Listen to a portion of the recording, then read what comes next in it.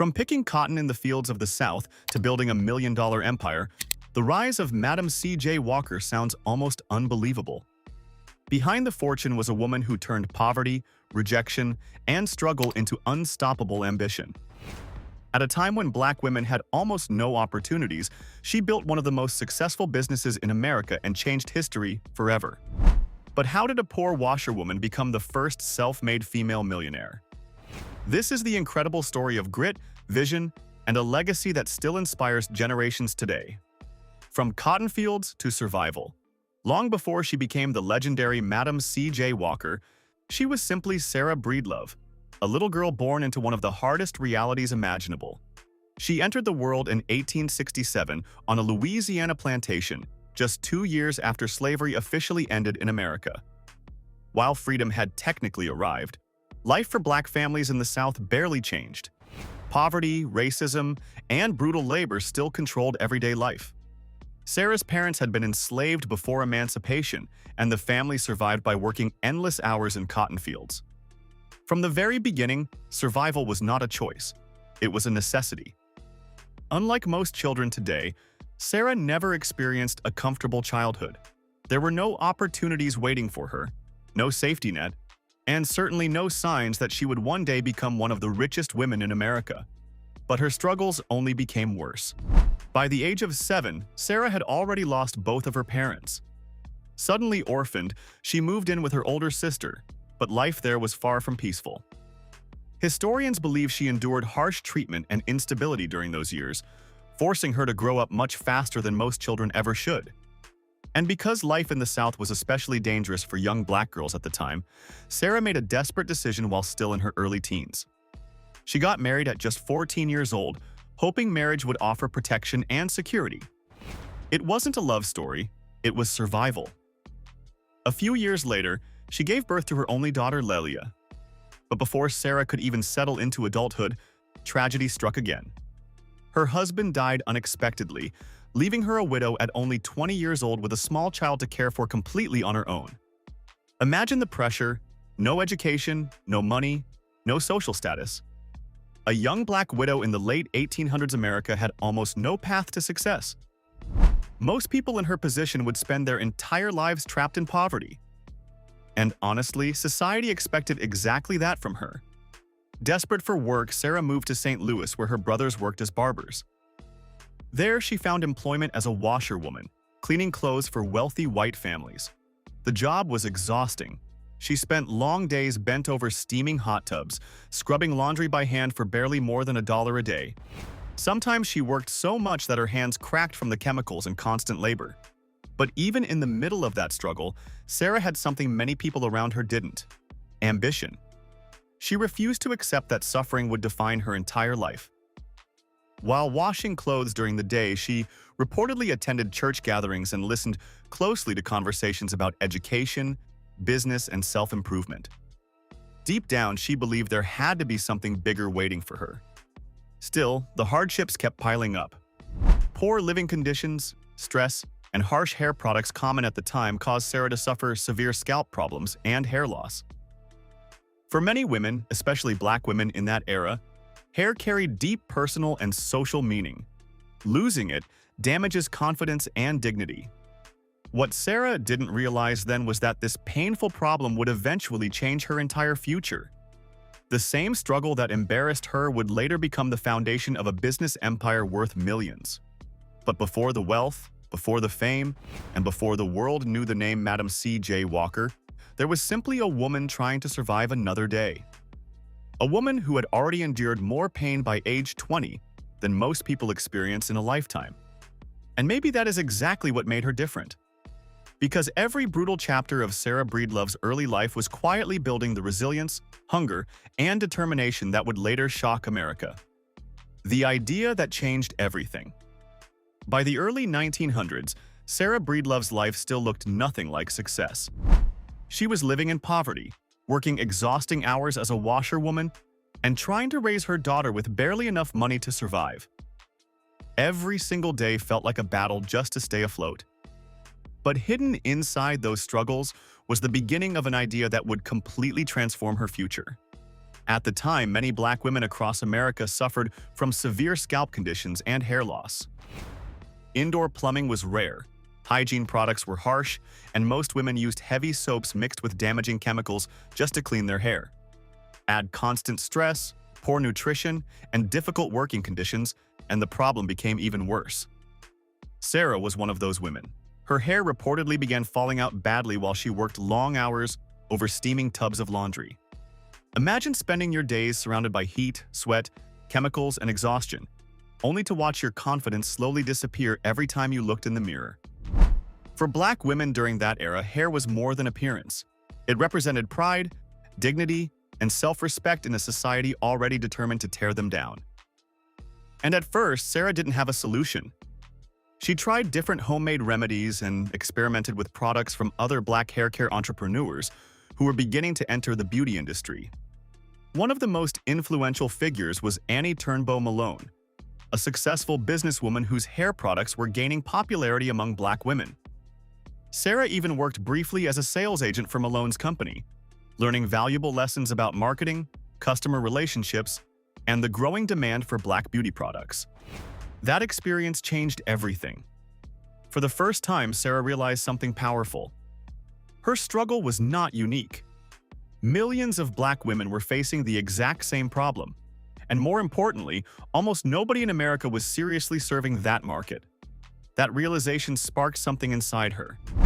Instead of seeing hair loss as embarrassment, she began seeing opportunity. While most people around her were simply trying to survive day by day, Sarah started thinking bigger. What if she could create products specifically designed for black women? What if she could build a business from the very problem that had caused her so much pain? So she began experimenting, working from small spaces with limited resources. Sarah tested different ingredients and formulas, searching for products that could improve scalp health and promote hair growth. This wasn't some glamorous laboratory operation. She was building everything from almost nothing, using determination and trial and error as her main tools. Eventually, her treatments began producing visible results. Not just for herself, but for other women too. Her hair started improving and word slowly spread. Women became curious about what she was using and how she achieved such dramatic changes. And Sarah understood something most businesses still struggle to understand today. People don't just buy products. They buy hope. She wasn't simply selling hair treatments. She was offering confidence, dignity, and self-worth to black women who had long been ignored by mainstream America. In 1905, Sarah moved to Denver, Colorado, where her real transformation began. It was there that she refined her business strategy and met Charles Joseph Walker, a newspaper advertising salesman who later became her husband. After marrying him, she adopted the name the world would soon remember forever, Madam C.J. Walker. The name itself sounded elegant, sophisticated, and powerful, and that was intentional. Madam Walker understood branding before most entrepreneurs even thought about it.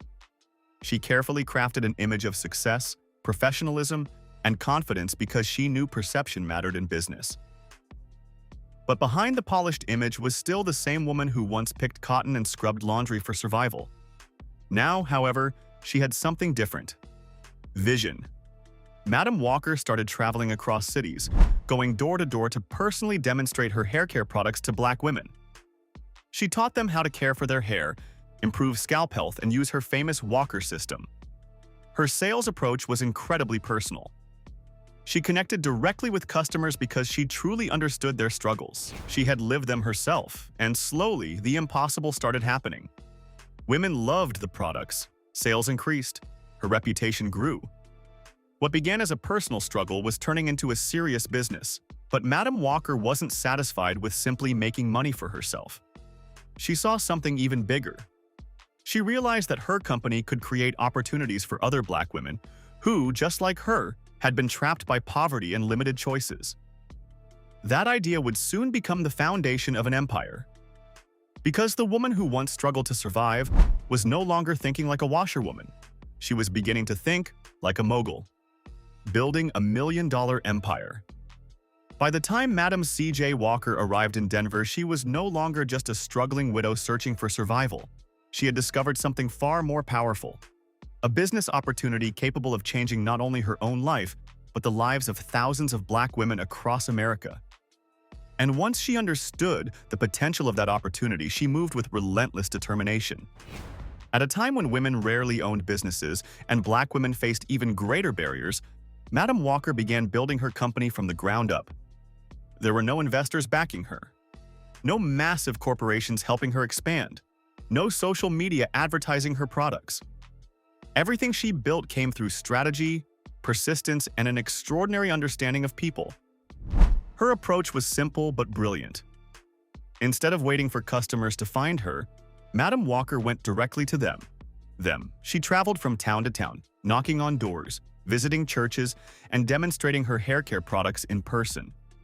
She taught Black women how to wash and care for their hair properly using her famous Walker system, which included scalp treatments, pressing techniques, and specialized products designed specifically for Black hair.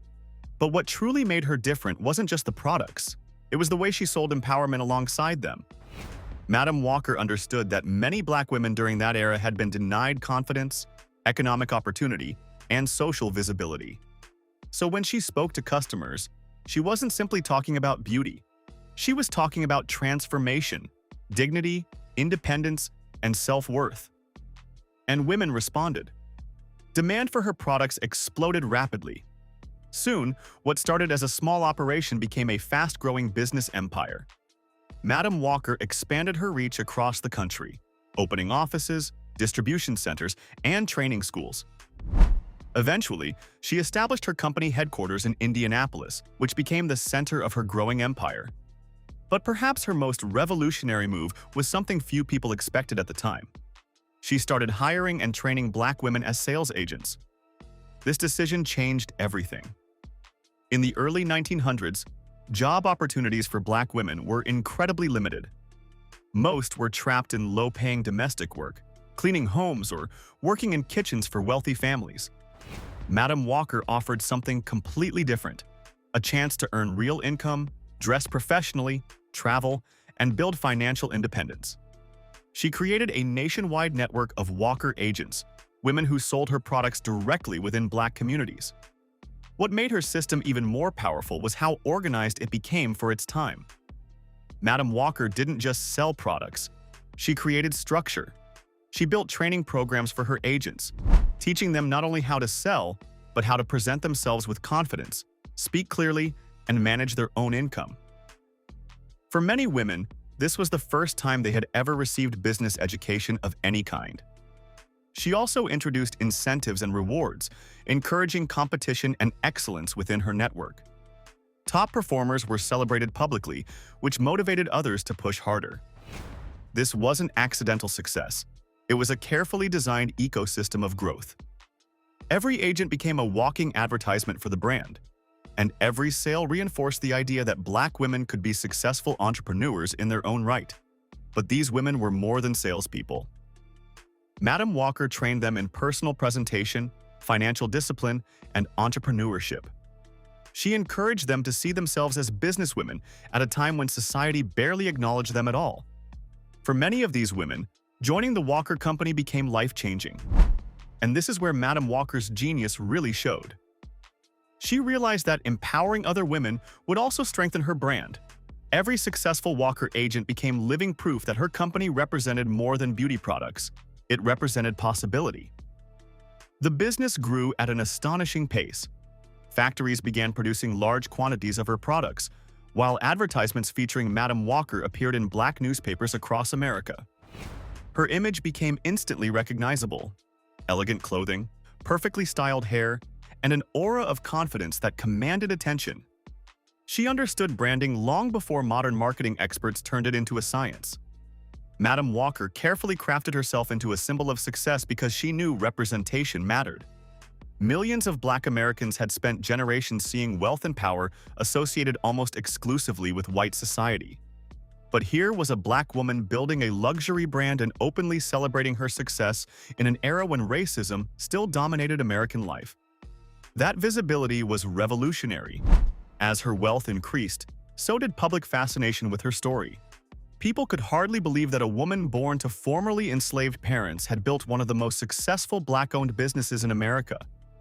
Newspapers began covering her rise, and her name spread far beyond the beauty industry. But success also brought criticism. Some competitors accused her of copying formulas or using aggressive sales tactics. Others dismissed her achievements entirely because she was a black woman operating in a male-dominated business world. Madam Walker ignored the noise. She remained focused on expansion. She organized large conventions for her sales agents, rewarding top performers and motivating them to dream bigger.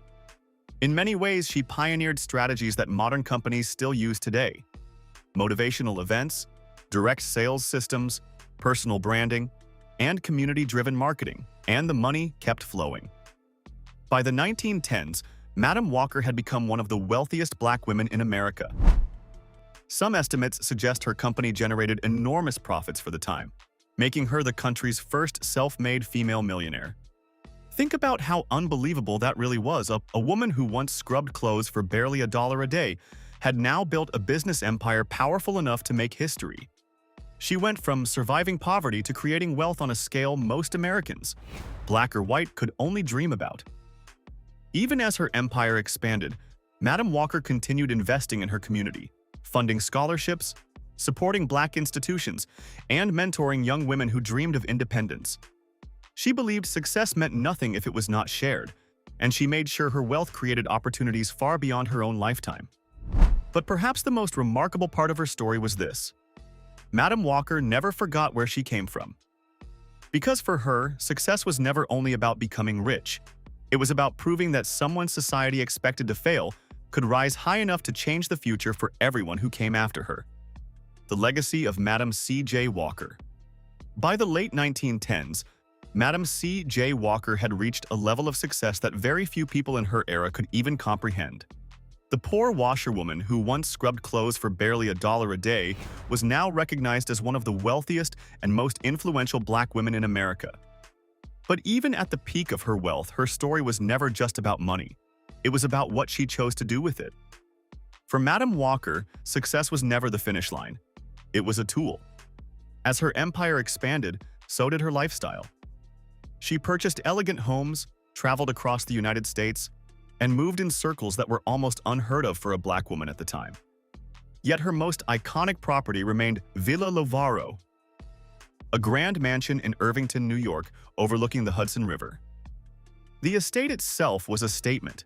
It was designed by black architect Vertner Woodson Tandy, making it not only a symbol of personal success, but also a celebration of black excellence in architecture, business, and creativity. In an America still deeply divided by racism and segregation, Villa Lovaro stood like a quiet but powerful declaration. Black success was real, visible, and undeniable. But what made Madam Walker different from many wealthy figures of her time was her refusal to separate herself from the struggles she came from. She never forgot the life she left behind: the cotton fields, the laundry tubs, the poverty, or the pain. And that memory shaped how she used her influence. Instead of isolating herself in luxury, she poured resources back into her community. She became a major supporter of black schools, churches, orphanages, and educational programs. Her donations were not symbolic gestures. They were life-changing contributions that helped institutions survive and grow during a time when funding for black communities was extremely limited. She also invested heavily in opportunities for black women. Many of the women who worked as Walker agents were not just employees, they were transformed into entrepreneurs. They earned incomes that allowed them to support families, buy property, and gain financial independence in ways that had previously been out of reach. For thousands of women, Madam Walker's company was their first real chance at economic freedom. But her impact did not stop at business or charity. She also stepped into activism at a time when doing so could be dangerous. Madam Walker became an outspoken supporter of civil rights causes and used her growing wealth to challenge racial injustice. She donated significant funds to anti-lynching campaigns and organizations fighting discrimination. One of the most important groups she supported was the NAACP, which was working to confront systemic racism and violence against Black Americans across the United States. At a time when many wealthy individuals chose silence to protect their comfort, Madam Walker chose action. She understood that wealth without purpose was incomplete. And she used her voice and her money to push for change, in a society that often resisted it. Her influence also extended beyond business and activism into culture itself. Madam Walker became a symbol of possibility. In newspapers, speeches, and public appearances, she represented a new image of Black womanhood, one defined not by limitation, but by leadership, intelligence, and independence. She challenged the dominant narratives of her time simply by existing at such a high level of success. But even the most powerful lives are not forever. In 1919, Madam Walker passed away at the age of 51. Her death was sudden, and it came at a time when her influence was still growing.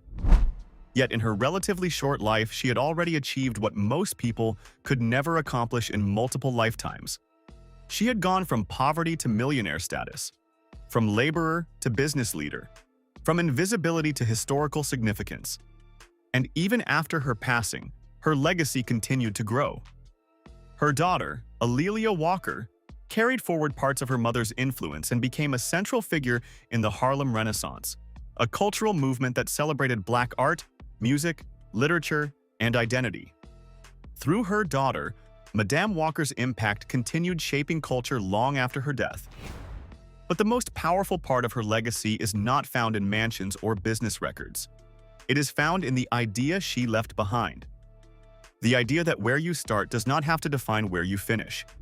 That a woman born into post-slavery poverty with no formal education or privilege could build a company, create wealth, empower thousands, and rewrite history. Today, Madam C.J. Walker is remembered not just as America's first self-made female millionaire, but as a blueprint for resilience and ambition. Her story continues to inspire entrepreneurs, creators, and dreamers across the world who see in her journey a simple but powerful truth. Even from the lowest beginnings, extraordinary legacies can be built. From cotton fields and poverty to becoming the first self-made female millionaire, the story of Madam C.J. Walker is proof that limits are often just illusions. She turned struggle into strategy, pain into purpose, and built a legacy that still inspires millions today. If this journey inspired you, make sure you like the video, subscribe to Black Status, and turn on notifications for more powerful real-life stories, and drop a comment below. What moment in her rise surprised you the most?